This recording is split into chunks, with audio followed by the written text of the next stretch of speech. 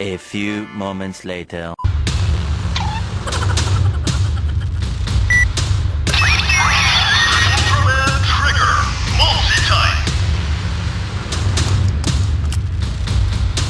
Membangun masa depan, cahaya harapan. Ultraman Trigger!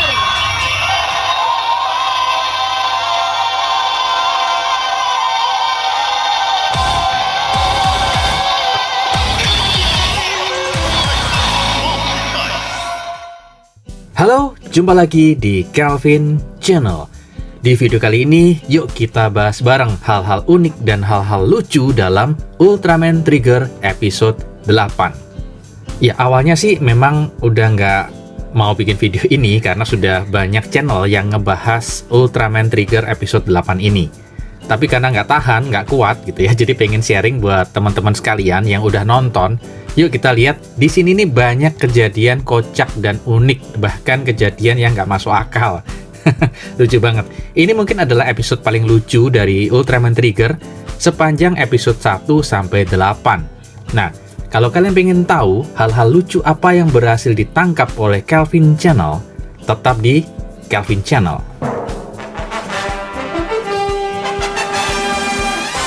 Nah, ini yang pertama nih, kalian bisa lihat di video, ini adalah gambar dari Z-Riser yang lagi servis. Karena rusak ya, lagi diperbaiki di sini. Nah, artinya apa? Kalau Z-Riser ini lagi diperbaiki di universe-nya Trigger, maka mau nggak mau, Haruki someday atau suatu ketika pasti akan balik lagi untuk ngambil. Nah, di bagian terakhir episode 8 kita lihat Haruki itu lagi minjem Gutspark Lens ya untuk dibawa, dan percayalah bahwa dia pasti akan balik untuk ngambil Z-Riser-nya kembali. Oh ya, satu ada yang kelewat di sini. Kalau kita perhatiin tuh ada gambar seperti apa nih ya? Seperti pistol ya. Ada 3 nih. Itu kalau nggak salah mirip dengan senjatanya si alien dada. Betul nggak sih? Ya mirip kayak gini ya. Ya nggak tahu kenapa dibuat mirip seperti itu di episode 8. Oke, yang kedua, kita juga lihat ada temuan yang menarik nih di sini.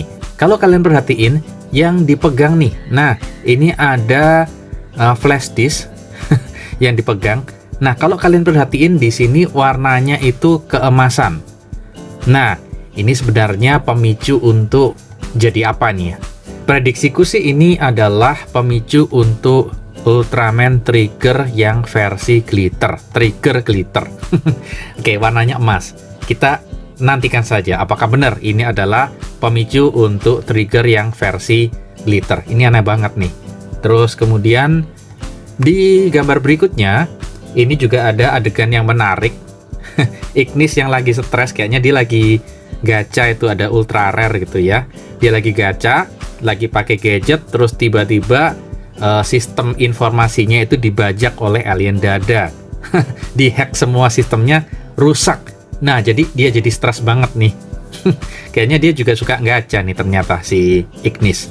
Oke, ini lucu banget sih ekspresinya terutama. Kita nggak nyangka ya, Ignis yang awal keluarnya tuh keren banget, lama-lama kelihatan kocaknya ya, dan dia cenderung konyol nih orangnya. Lucu banget, lucu-lucu banget. Ya, kalau kita lihat Juglus Juggler, ini kayaknya lebih kocak ya. Oke, lucu banget. Nah, kita lanjut lihat gambar berikutnya. Nah, ini dia. Di Ultraman Z itu Haruki mungkin karena nggak ada temen ya, jadi dia perilakunya ya gitulah ya. Tapi di sini ketika ketemu Kengo, wah dia jadi barbar banget nih. Ya kita bisa lihat di sini Kengo dan Haruki itu cocok banget, karakternya mirip banget ya, dan perilakunya bisa jadi rada sarkas nih saking antusiasmenya. Oke, saking antusiasnya ya, ketika mereka ketemu, wah heboh banget ya, heboh banget. Oke, yuk kita lihat lagi apa sih adegan yang menarik. Nah, ini dia. Ya, jadi di episode 8 ini aku catat ada 2 kejadian nih, yang kalau bahasa Jawanya tuh cekek itu ya, bikin cekek, bikin terkejut. Nah, pertama yang ini nih. Ya, jadi si kapten itu ngomong, "Ayo kita bersiap-siap." Ya. Terus dia nambah, "Tapi bukan kamu." Ya, ini kayaknya ngomong ke siapa ya? Akito mungkin ya. Nah, ini lucu banget, kejadian ini lucu banget, bikin orang itu cekek banget. Terus di adegan ini kalian juga bisa perhatiin tuh di bagian belakang, ini ada Ignis. Nah, kita perhatiin Ignis tuh mondar-mandir bolak-balik pakai skuter di tempat ini gitu ya, di Nursedese. Ngapain sih dia mantau sambil naik skuter mondar-mandir? Nggak jelas banget ini, lucu banget. Nah, kita lanjut lagi. Ini dia, juga ada adegan di mana si Ignis itu ngupil ya, dia garuk-garuk atau kukur-kukur hidung. Ini jorok banget tapi lucu banget. Nah, ini dia, ternyata Ignis tuh karakternya kayak gini, lucu, kocak, konyol. Aneh banget. Sambil dia ngeritik ya, that's what you get for making everything digital itu ya. Ya, gitulah kalau semuanya dibuat digital. Ya, dia ada skeptiknya juga dengan sistem digital ya. Di sini dia memberikan satu kritik tentang sistem digital yang juga ada kelemahannya. Ini menarik banget. Terus ini, nah, Maruru ya itu terlihat lagi kesel, lagi sumpek, lagi stres. Terus tiba-tiba si Ignis ngeluarin alat pijet kepala. Ini lucu sekali kejadiannya. Ya, alat pijet itu digunakan ke atas, ke bawah, seterusnya sampai Maruru itu jadi tenang. Tapi ternyata makin gak tenang. Karena merasa diganggu, diusik oleh si Ignis yang usil banget sih kalau menurutku di sini. Oke, ada berikutnya. Nah, adegan berikutnya yang bikin cegek banget itu ketika si Akito minta tolong sama Yuna ya. Tolong ambilin kabel SCSI. Dengan percaya diri tinggi, Yuna langsung tanggap. Oke, aku akan ambilin. Terus dia berhenti, dia balik. Kabel SCSI itu apa sih? Nah, gimana nggak cegek guys? udah ngarep-ngarep banget, udah pede banget, ternyata nggak ngerti gitu ya. Ini lucu banget kejadian ini. Ini mirip dengan si kapten tadi ya, ketika ngomong, ayo kita siap semua. Ternyata dia ngomong kecuali kamu. Ini lucu banget. Nah, ini dia. Terus hal yang menarik nih di episode 8-nya adalah si kapten yang nampak tenang ketika dalam kondisi berantakan. Tuh bahkan di belakangnya kayaknya Haruki sama Ignis nabrak ya, tabrakan. Karena kacau, semuanya lagi emergency, semuanya lagi dalam kondisi distracted gitu ya. Tapi kaptennya berusaha tenang. Ini kayak strategi perang nih guys ya. Jadi ada strategi perang yang mengatakan jenderal yang baik adalah jenderal yang tetap tenang dalam kekacauan. Nah, ini dia jenderal itu. Kapten yang keren banget dan cool banget kayak kulkas. Oke. Nah, ini juga tambahan yang menarik. Ignis pun juga punya peran dalam ketenangan si kapten nih dengan mengeluarkan alat pijat kepalanya. Ini lama-lama jadi pengen beli ya nih buat pijet kayaknya, buat membangun ketenangan, kelancaran aliran darah nih kayaknya menarik ya. Ya mungkin Bandai mau ngeluarin merchandise-nya nih, alat pijet di Ultraman Trigger. Oke, kita lanjut lagi ya guys. Nah, di sini kita bisa lihat adegan lain. Ternyata nggak cuma 2 ya. Ternyata ada kejadian lain yang bikin cegek. Nah, ini ketika sudah mulai menggunakan ini ya, alat VR untuk mengendalikan Falcon. Nah, Falcon Chan itu ya.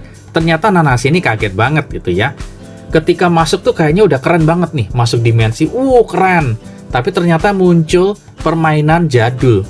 Wah, serius kah gitu ya. Jadi sudah, yeay, udah betul-betul semangat. Terus terakhirnya, ini serius gitu ya. Ini lucu banget kalau kalian perhatiin di ekspresinya, tonton lagi videonya. Ini lucu banget. Nah, terus di adegan lain tuh dikeliatin si Maruru lagi bingung cari kabel karena kabelnya tuh nggak cukup untuk dipasang ya di satu colokan. Tiba-tiba Ignis keluar dan dia tiba-tiba nawarin kabel. Ini maling kelas berat banget ya.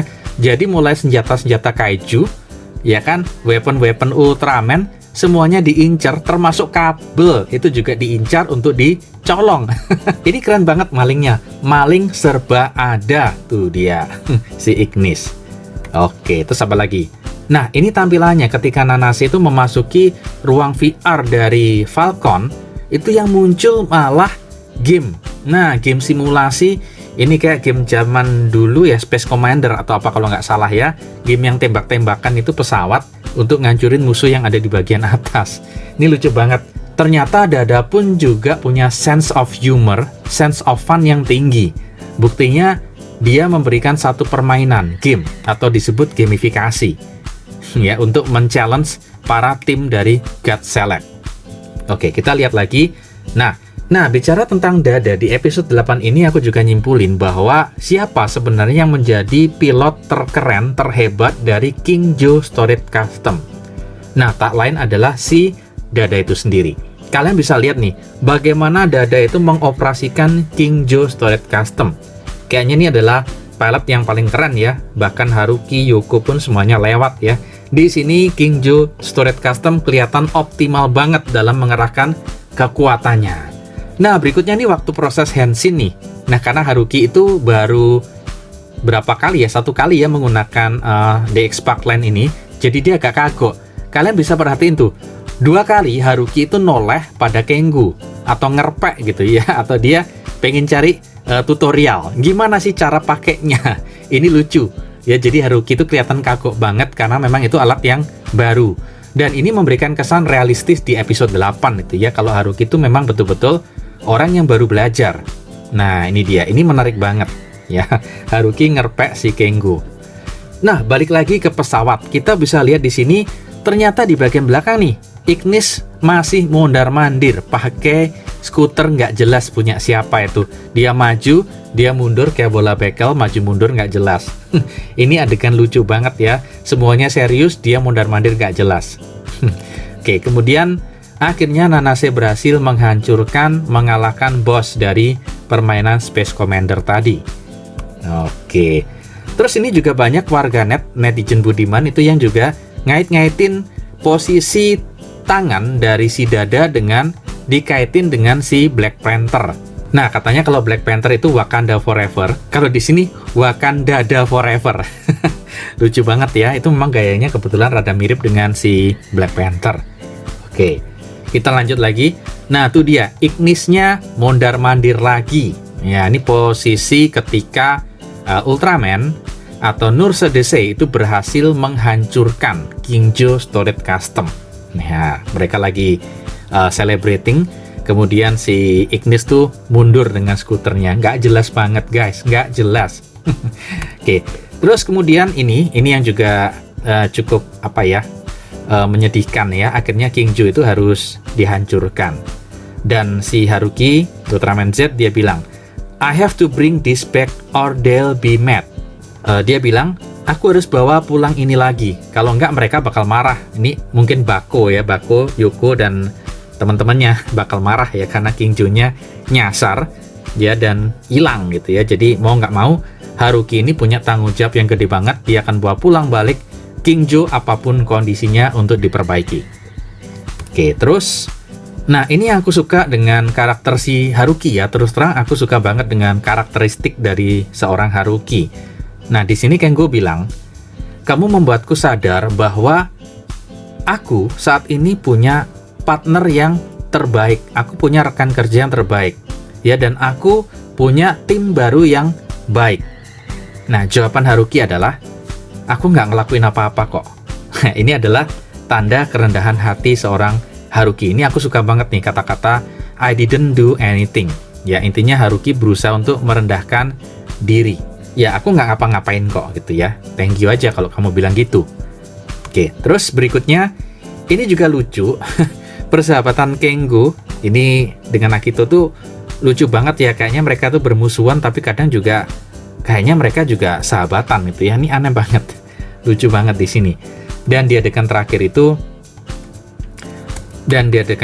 itu kita bisa lihat kalau si Kengo itu ngajak si Akito, ayo makan sushi yuk. Dan tanpa sadar dia ngomong let's go. Walaupun akhirnya dia berusaha mengingkari gitu ya. Enggak kok, aku ganti keputusanku. Tapi intinya menarik banget bahwa dalam bawah sadar ternyata Akito itu menganggap Haruki adalah sahabat dia. Nah, ini dia. Nah, lalu tiba-tiba Belia Rock itu muncul dan dia bilang, aku udah bosen, yuk pulang. Ternyata dia bisa bosen juga ya kalau nggak ngapa-ngapain atau ngelakuin sesuatu yang nggak penting buat dia. Belia Rock muncul dan dia ngomong, aku bisa membelah dimensi untuk pulang. Ternyata Belia Rock itu keren banget ya kekuatannya. Oke, terus kemudian sebelum berangkat Haruki bilang, Set Riserku kan lagi rusak, aku boleh nggak pinjam pistol ini? Aku pinjam DX Spark Lens ini. Ya, dan dibolehin sama Akito, ya bawa aja lah gitu ya. Thank you. Nah, ini adalah hal lain yang aku suka dari seorang Haruki. Dia mengatakan thank you. Tapi di dunia sekarang kita jarang banget ya lihat orang yang betul-betul humble dan dia selalu mengatakan terima kasih ketika dia benar-benar mendapatkan bantuan sekecil apapun itu. Nah, ini terakhir nih. Ketika Haruki mau berangkat dalam form Ultraman, sekali lagi dia membungkukkan badannya. Dia ngomong thank you. Ini juga sikap yang keren banget menurutku di zaman sekarang. Ya, rasa hormatnya itu luar biasa banget. Walaupun kepada manusia, Ultraman tetap menundukkan badan dan mengatakan terima kasih. Keren banget. Aku akan pergi sekarang.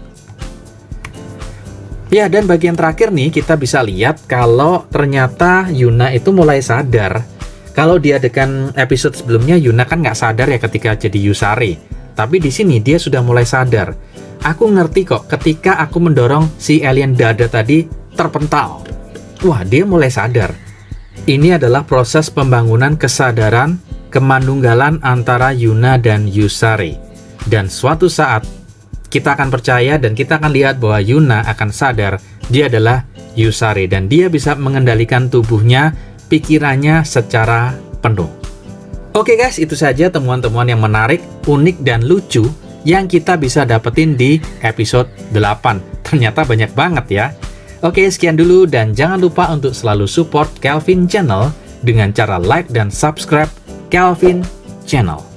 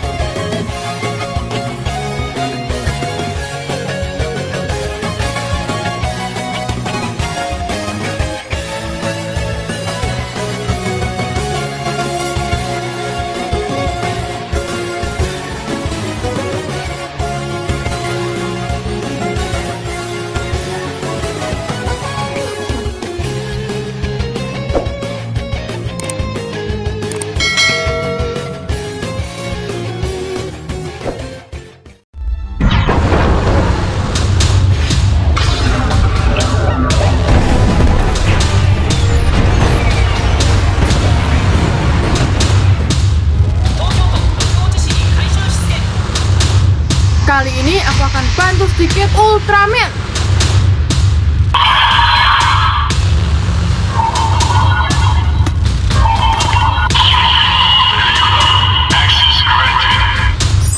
Nah, Sasan, Melu Basan, Supaku Fasan.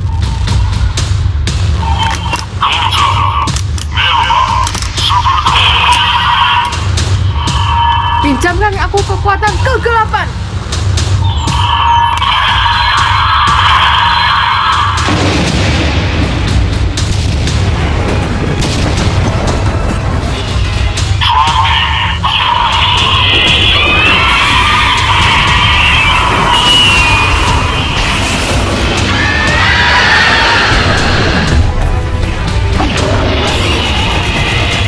Eight hours later.